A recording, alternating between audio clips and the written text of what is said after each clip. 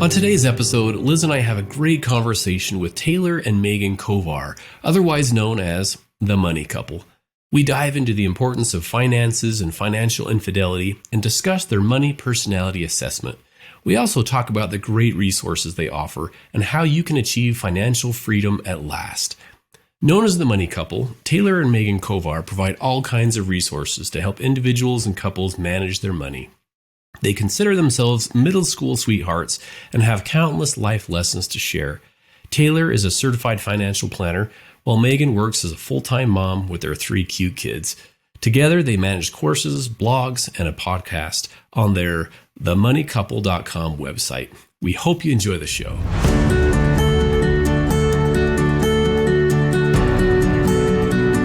Welcome to Stronger Marriage Connection. The doctors are in. I'm Dr. Liz Hale, clinical psychologist, along with Dr. Dave Schramm, my friend and the professor.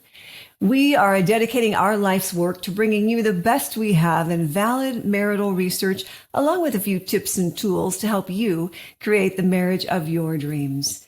Our guests today are the Money Couple. How would you like to be known as the Money Couple? Yeah. Taylor and Megan Kovar. They were high school sweethearts who have been navigating life ever since high school. They've been growing up together as well as now growing up a beautiful family for nearly 2 decades. They are passionate about sharing resources about marriage and financial advice to couples in hopes of providing them with enough knowledge and tools that divorce is not an option. You're a couple after our own hearts, dear Taylor and Megan. Welcome to Stronger Marriage Connection. Thank you. Yes, Excited to be here. Oh, no, we love your accent. We love you, and the generous, people that you are, and really wanting to make a difference for couples. As you know, Dave and I know anyway, money is one of those top 5 causes of the demise of marriage. Is that part of what motivated you to take over for this other darling couple that used to have? I guess, did they used to be the Money Couple? Yeah. So I've been in the financial world ever since college. Wow. I learned at a young age. My parents didn't have any money. They were paycheck to paycheck, blue collar people. I started dating Megan in high school, and her parents had a few small businesses, not wealthy by any means, but they had some financial means and knowledge. And so when I was getting ready to try to pop the question and convince her to marry me, she was like, hey, so there's this big glaring red flag, and that is you keep asking me for rent money. And so I was like, yeah, I don't know any other way to live, right? This is what I know. And so started studying finance. With that? Yeah, I know. Yeah. Like, what's wrong with this? Your money's my money now. I had no problem with that. I had a bit of a problem with that. And so I jumped in and started learning everything I could about money, worked my way through college with a finance degree, and then eventually launched my own investment firm. And that's where I met the previous Money Couple, Scott and Bethany Palmer, who are just amazing people. And they're the ones that actually kicked this thing off, learned the 5 money personalities, figured those out, worked with the statisticians to create some of these initial resources. And we built a great relationship, and they asked us to carry the torch forward a couple of years ago, and we've been doing that ever since. Yes, we were honored to take that from them. That's great. Well, you're doing a beautiful job following in their footsteps with your own flair. Thank you. Yeah, I love it, man. We're so excited to have you two on here. It's fun. You said high school sweethearts. My wife and I were actually high school sweethearts as well. And so there's something about that connection, kind of that young connection and growing together. Yes. One of the things, though, I love about you guys is you're so refreshingly candid, I guess, about like so many couples going through some pretty rough spots in marriage, even nearly calling it quits by the second anniversary. Yet, despite the challenges, you guys have equipped yourselves to be better and to fight for your marriage and for your future. So what were you facing around year 2, and how did you forge a new path forward? You take it. I want to see where you go with it. What your take was. Yeah. So we had high school sweethearts. We've been dating since we were 14. So in theory, we raised each other, and that's we tell each other we basically raised each other. Yes. I don't remember a time that I did not know him. Wow. Yeah. No kidding. Yeah. I mean, if we were babies, when we met, basically. And so, we got married and we thought life should be perfect, right? We knew everything about each other. We were our first loves and all this great stuff. And then life happens and you move in together and you start thinking, I didn't know that about you. And I didn't know that about you. And before we knew it, the way I was spending money and the way that she was spending money and the way that we were thinking about the future and the way that we were really just looking at life in general made us really pause and say, is maybe this wasn't the best idea, right? Maybe before kids get involved, before we move down this road, maybe we should take a step back and reevaluate. And that was a lot of trying times during that period. And a lot of people say this first year or two of marriage are the toughest. Our first year was really great. Our second year, it just seemed like it all imploded. That's when real life really started to hit. And we decided then that, hey, we've got too much invested in this, right? We're already in this together 7-8 years.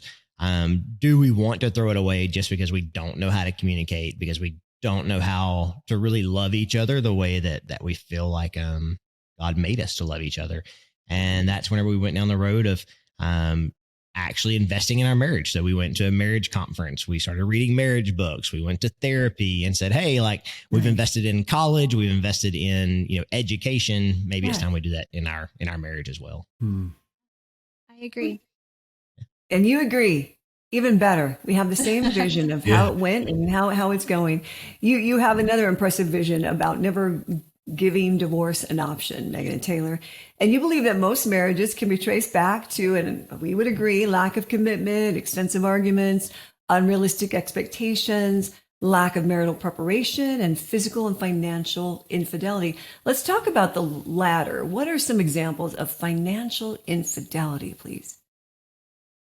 Well, I think a lot of that. Now I'm going to jump in. Meg's very much more the marriage side of our the marriage, the family, the and marriage, Taylor is definitely the financial background. So he'll handle more of the financial questions. Yeah. So we see a lot of financial infidelity where couples are hiding money. And we see this a lot in young couples, especially if they were on their own beforehand where, hey, this is my money, right? Like I made this money. This isn't your money. They don't know how to really share. And that's hard to say, but they don't know how to be a team.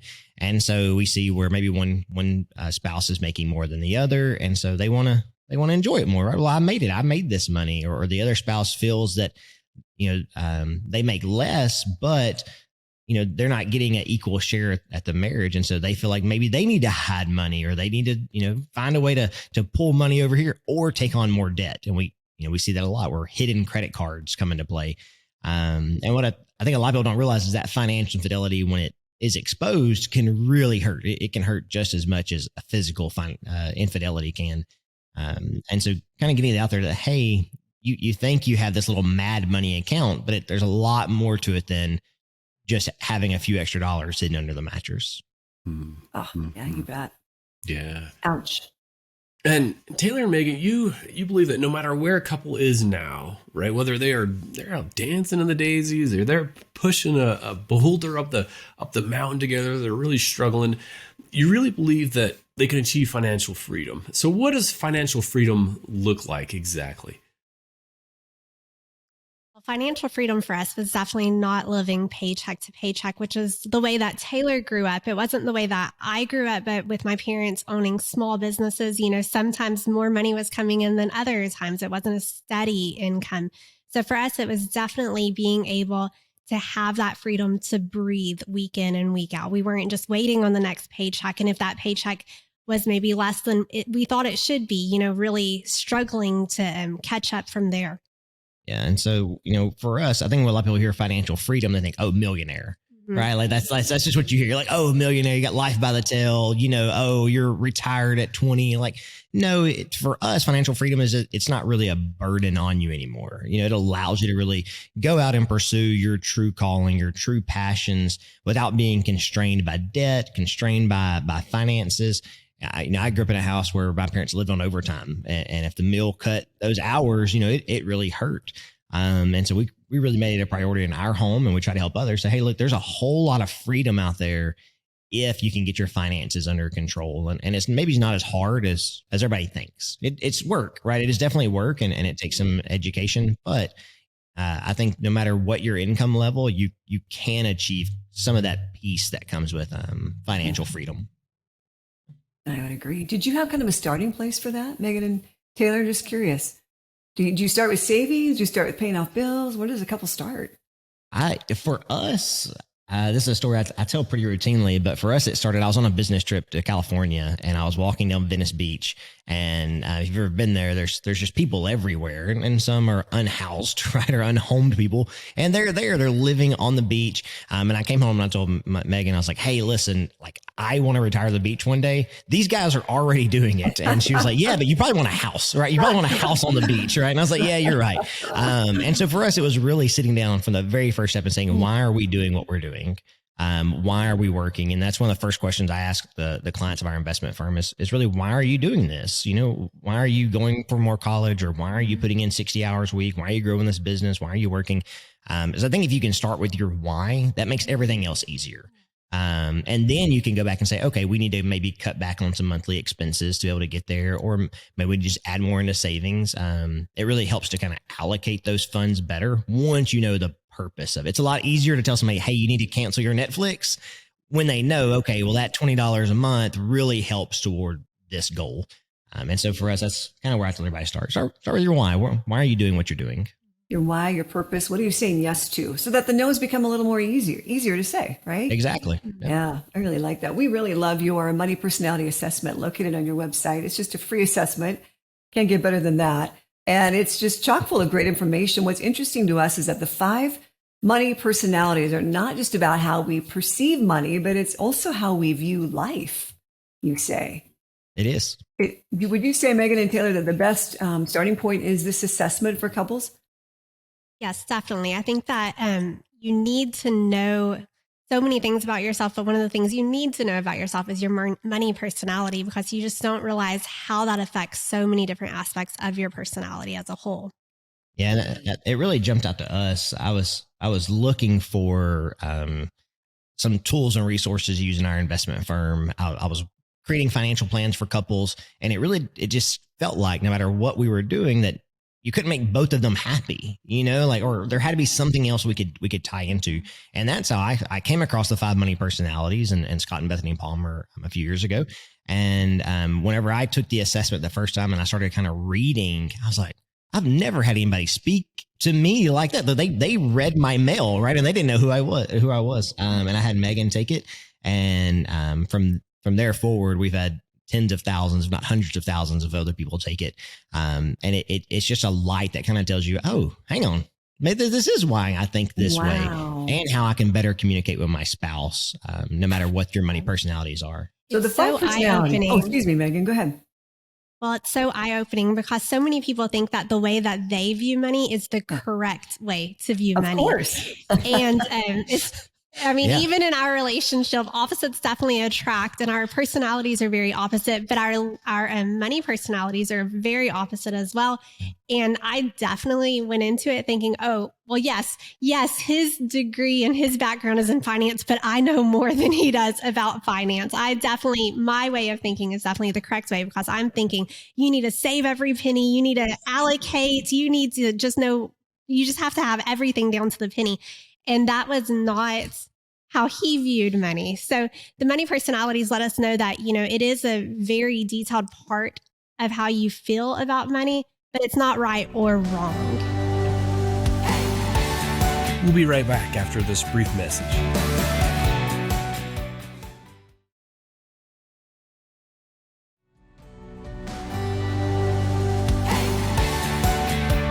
And we're back. Well, let's dive right in. So you're a saver. Is that right, Megan? And you're the spender. Yes. So Megan is a saver, security seeker. So there's 5 money personalities. There's saver, security seeker, spender, risk taker, and flyer. And you have a portion of all of these within you, but we really focus on those primary and secondary money personalities. And we say the primary one is the one that makes most of the decisions. That's who you usually are 99%, 90% of the time. And then the secondary one's kind of that backseat driver. When you're under stress, it's been a hard week at work, that one tends to take over. And so, we see savers who, they'll go on a spending spree one weekend, and we can tie it back to, well, you're also a spender in a way because you have this. And so Megan, in our relationship, she's a saver, security seeker. I am a spender, risk taker, which means I don't have any problem spending money, and I don't have a problem. I'm not gonna say gambling the money, but taking a risk on businesses and different things. Whereas Megan is a saver. I mean, she likes to see those dollars. She likes to see where they're at. But from a security seeker, if she's buying something, it's usually of value. She's one that if you complimented her shirt, she can probably tell you how much she paid for it, where she got it, when she got it, and that you need to go get it as well. Yeah. And I can assure you it was on sale. Yeah. And I can't tell you where half my clothes come from. I have no idea. She has a saying that she can get just as full at the McDonald's dollar menu as she can at the steakhouse. And that's how she thinks about money. Yeah. Whereas me, I want the steakhouse experience. I want the experience. I want to go sit down and enjoy it. And so it's funny how those money personalities really come to life throughout a lot of different avenues. Day-to-day living. Yeah, I get it. So Dave, it's interesting because Taylor and I are the same. We're both spender risk takers. Yeah. And you know what that really means? It really means no list and no limits. Yeah. There you go. Yes. That's right. Yes. Yes. Oh, you boy. Never want to send Taylor to the grocery store. Oh boy. It makes my husband so nervous. And I just stick to that list, and I'm within $10 of that budget. And there is no budget when Taylor goes to the grocery store. Funny. Yeah. My husband will say, how much was that? It's like, I don't know. Yeah. I don't know. I didn't know this. I don't know. I just Don't worry about it. Don't worry about it. Don't worry about it. That's right. Dave. Now you're coming along. Yeah, wait a minute. My husband I did it. I took it as well as, and I'm more of a kind of like Megan. I'm more of a saver. Don't like to take a whole lot of risks. I wonder though. Let me ask you this: if some of this comes from maybe how we were raised, the family or the circumstances. Each family kind of has a story. And I feel like that I don't know if I inherited that, but I saw how money was spent and how important it was. So it wasn't necessarily about money. It was about what money meant. For me, it meant security. It meant safety, and investing and not taking all these risks and not getting into credit card debt. So tell me your thoughts a little bit about kind of where we get these money personalities. We say you're born with them, and they're part of your family of origin. And so that's something we discuss quite a bit is, whereas like the five love languages, I can take it today and a month from now, I may have different, my love language may be a little different then, but the way we think and feel about money doesn't change. We may learn, right? We can learn to see the other side and learn to appreciate those differences, but ultimately that is who we are. And we see this play out even in children. And so we have 3 kids and they are very, very different with their money personalities. And so you can see this even with like Halloween candy is a great example. We have one that'll come in and they'll sort it out and they're going to know what they like the most and they're going to make a plan for it. And we have the other one who's just going to eat everything they can get. And by the time we get home, their candy bag is mainly wrappers. It's not candy. And so we kind of see these personalities and how we think about the value of things come out at a very early age. And most time we just think, oh, well, we say, well, that's just their personality. That's how they are. Oh, he there's a hole in his pocket. He has to spend it. But there's a lot more to it that comes in behind the scenes. I can only imagine. And what do you do about that? So since are many couples, the opposites attract, like you were saying, Megan, is that true? Like I'm a spender, my husband's a saver. Dave might be more of a saver. He might feel his wife is more of a spender. So what do we do with that? Is all lost? No, it's not all lost. It's not. So, we believe there's hope, for any relationship and opposites attract for a reason. There are times and, I'll say this, we balance each other out. The things that she, with her saver security personality and me with my spender risk taker, we can both appreciate those differences. And a lot of times couples, the arguments occur when they don't appreciate the differences that they fell in love with. You fell in love with that person. There's a reason that you like them. And it's usually because it's something different from what you are.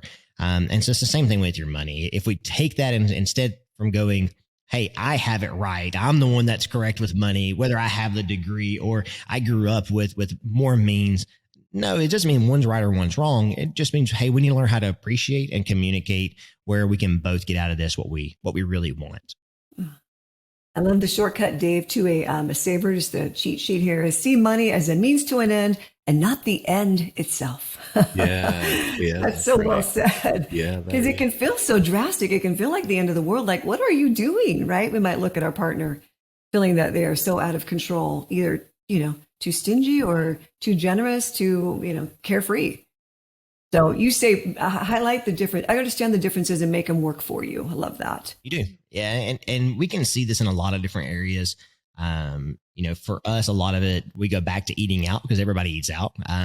Most everybody eats out.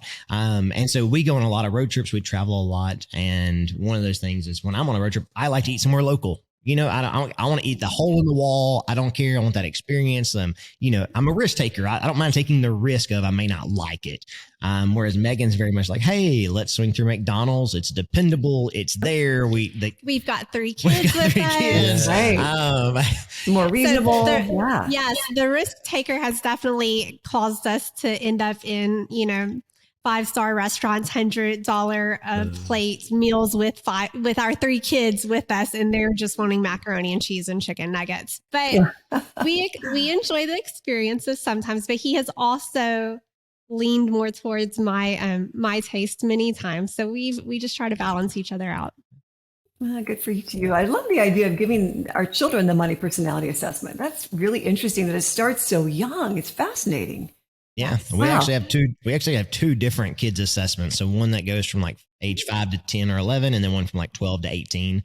Because they just have different questions at that age. And then we have little, I want to say mascots, characters that go with each money personality and things to kind of help at those ages, depending on what money personality they are and how to best nurture that for their future. Because whereas I'm a spender risk taker, my son is not, and I have to learn how to communicate with him. If I want a great relationship with my child, I have to learn how he thinks and values money and assets as well. Yes, because you might approach that the same way in being in sports, right?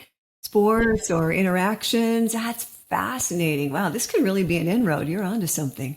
Thank you. Yeah, and you can do the same thing with the money personalities and money as well. As hey, some kids respond to a chore or the money that comes from a chore, and others just they don't care about the money at all. It's just a means to an end. So really fascinating. I remember, speaking of parenting, I remember my mother saying, as I'm a spender risk taker, I remember her saying one statement to me. She goes, Elizabeth, you're in for a rude awakening one day. And I never really knew what she meant, but I think she was talking about that.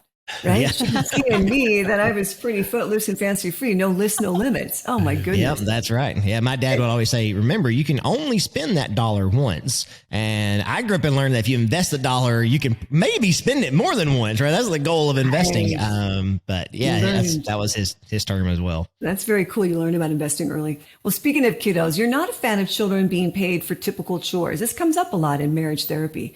Please say more about why you think it's important that children don't get paid for helping to keep up their own home, right? And where you think that getting paid is positive. Yeah, I think you explained it perfectly there. They're helping taking care of their own home. So just like we make our beds in the morning and put away our laundry, we expect that our kids do the same. Of course, a 9-month-old isn't going to be able to, but they can handle those things a lot earlier than some people may think. I remember talking with a friend, and we had kids the same age, and they were about 3 years old. And she said, I think I'm going to start have them help around the house a little and help, put the pillows on the bed and put some socks away and that type of stuff. And I'm just nodding and smiling. But in my mind, I was thinking they could have done that like literally a year and a half ago. Like, you've wasted some time. Kids want to feel needed. They want to feel a part. And by letting them know that they are a part of the family, they also have responsibilities in the family. And for us, it's been a good thing. Our kids have responded well to it, and it has made our home a lot more peaceful, and we just have our routines, and there's no unexpected things that arise during the day. They know that this is their routine. This is what needs to be done. And no, they don't get paid for it, but we do pay them when they go above and beyond. And I think that's really the key is, as an adult, we look and we're raising future adults, we're Right. raising the next generation. And so I want them adequately prepared. Yes. And for me, that means, hey, if you're part of something, you pull your weight, you're a valuable team member and not just kind of riding, the clock or riding the coattails of someone else. And so in our home, even from a young age, hey, if it's time to pick up, everybody picks up, and you clean up after yourself. And we teach them from an early age how to do the dishes and how to do laundry and how to just be part. And so we also teach them, hey, if you're doing something that isn't really expected, if you're doing something that, maybe we came in one day, one morning, I woke up and I'm a pretty early riser and my son was already up and he was in there putting the dishes in the dishwasher and it was like 5:30 a.m. And he was like 9 years old. Yeah, he was 8 or 9. And I walked in, I was like, wow, buddy, I didn't expect you'd be doing that. And he's like, well, I woke up and I was kind of up and I saw it needed to be done. So I went and did it. And I was like, hey, you know what? I'm going to give you, some cash for that. And so anytime they kind of go above and beyond is something that we want them to be rewarded, because in work, typically the ones that, work the hardest or come up with the ideas tend to be paid more. And so That's right. we want to instill brilliant. that in our children. Yeah. I love that. That's Good for you. great.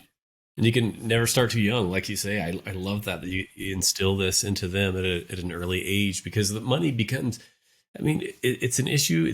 It can be a struggle. I know the research that I did, Taylor Megan, is with newlyweds, and it continues to be in the top 3 problem areas. Whether it's debt brought into marriage or credit cards or secret accounts and things. And here at the Stronger Marriage Connection, we're about things that can create a connection, a stronger marriage connection. And money struggles and arguments over money are one of those things that can create a disconnection. So let me ask you this before I ask you the question that we ask all of our guests. Let me ask, there's going to be people listening right now. They're saying, man, we're kind of struggling in this area, or maybe there's some financial infidelity, or, where do we start? Where would you recommend, what are the next 3 steps for a couple that's struggling? What would you recommend them do? Yeah. So one, our website is chock full of resources. So we're themoneycouple.com.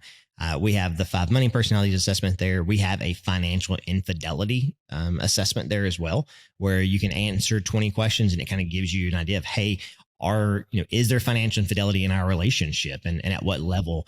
And we worked with a marriage family therapist to help develop those resources and answers that come off of that. So I would say one, get educated, there's no excuse nowadays with Google that you can get the answer to anything in the world. To be able to say you didn't know that, these resources were available to you. You have them, right? We have them on our websites. There's plenty more out there. But definitely, get educated. Number 2, communicate, talk with your spouse. This is a journey. We have a saying where everybody's on the same team, or you're on the same team with your spouse. And so, pull them into it. The ones that win the Super Bowl, the ones that win the World Series are teams that practice together. They work hard together. Pull your spouse in there. And then 3, make it happen. Do it. So often we say, oh, well, I don't have time, or, there's life got in the way. For us, we put it on the calendar. We said, hey, when we started getting serious about our finances, all right, Tuesday night, 8:00, we're meeting about finances. And we live and die by our calendars. A lot of us do in our professional world. That's where the important stuff goes. Put it on the calendar. I put things on my calendar, like write Megan a love note, date night. I make the finances a priority there as well. Stick it on the calendar and stick to it.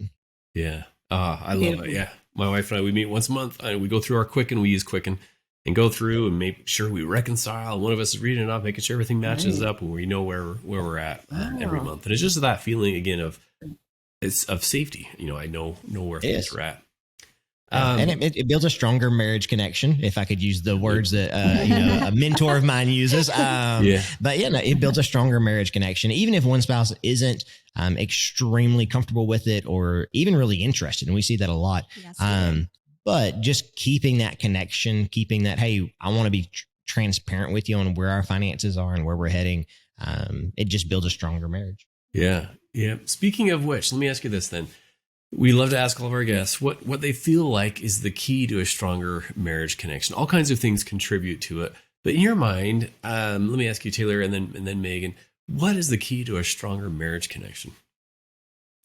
Are you okay? I'm gonna let Meg go first. Oh, is that please. all right? Absolutely. I want to hear her. I mean, she kicked off the very first question to me, so I'm gonna kick this one. Yeah, that's fair. Yeah, let's hear it, Megan. All right. I don't know if it's fair, but it definitely, I think it just goes back to communication. I mean, everything ties back to communication. Unmet expectations and just goals that aren't taking place. All of it goes back to lack of communication or unclear communication, or one spouse doing all of the communicating and the other spouse stonewalling and refusing to communicate. I mean, it all goes back to communication.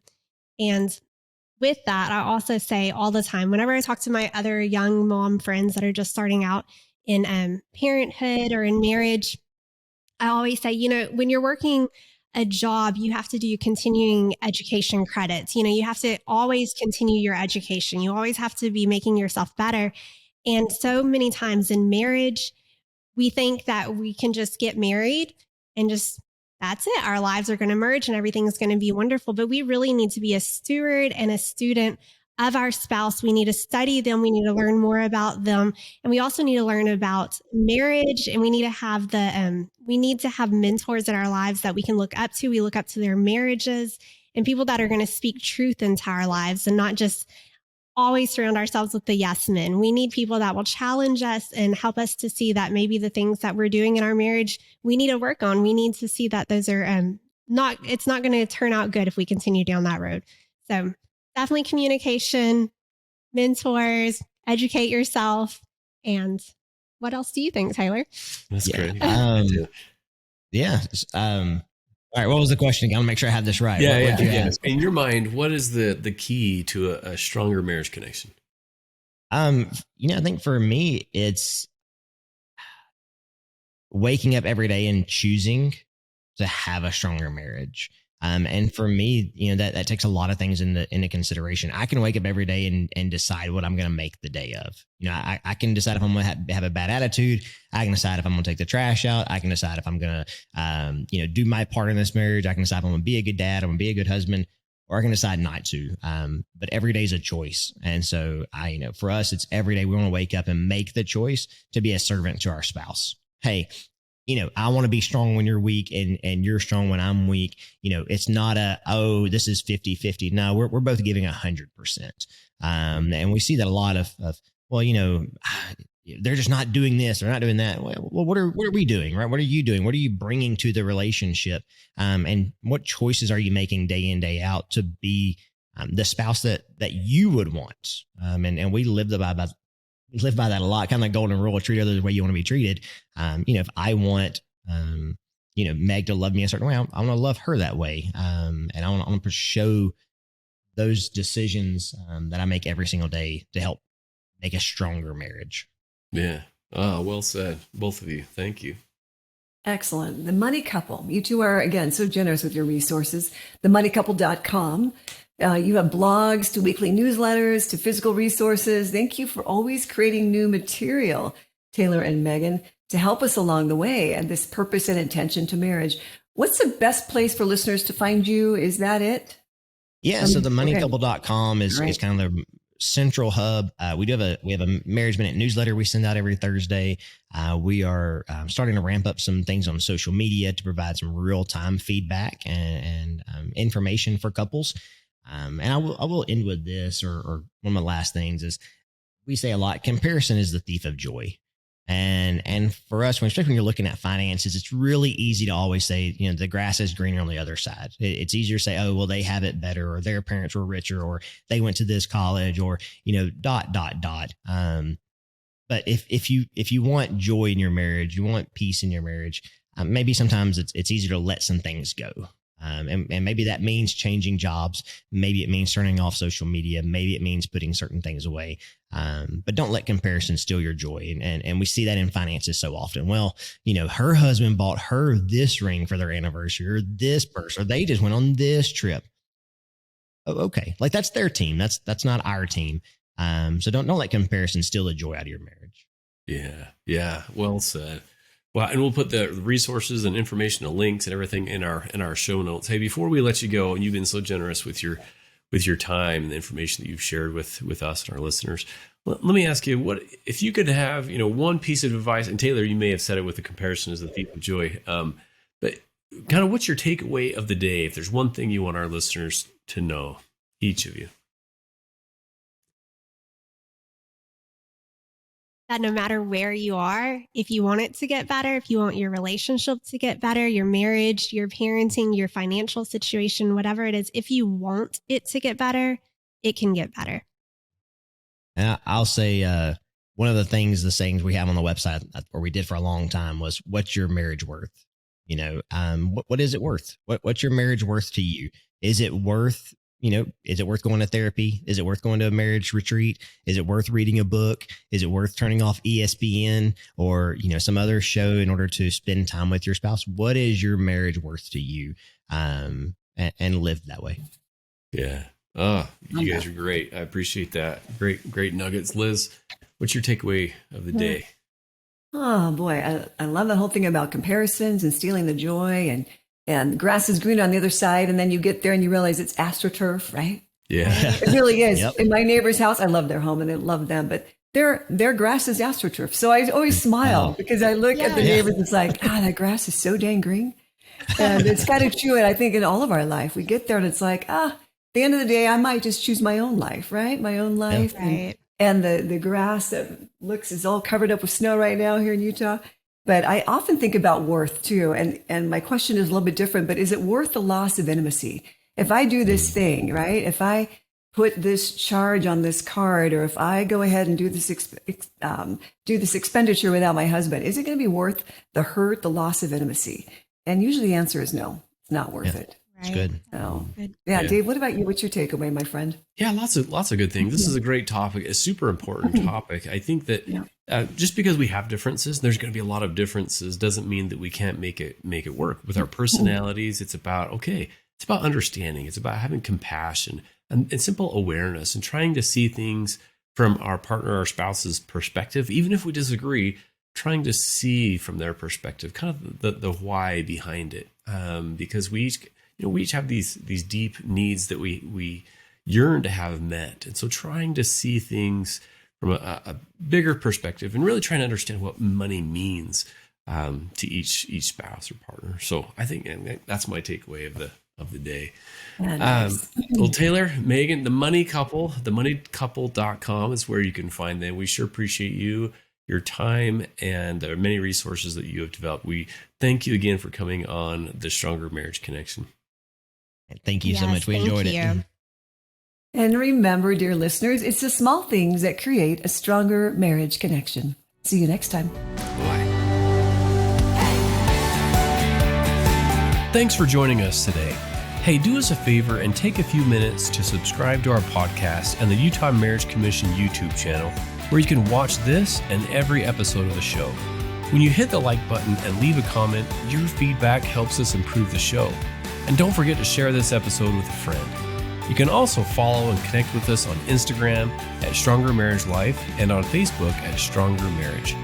Be sure to share with us what topics you want us to explore or what you loved about today's episode. If you want even more resources to improve your relationship connection, visit our website at strongermarriage.org, where you'll find free workshops, webinars, relationship surveys, and more.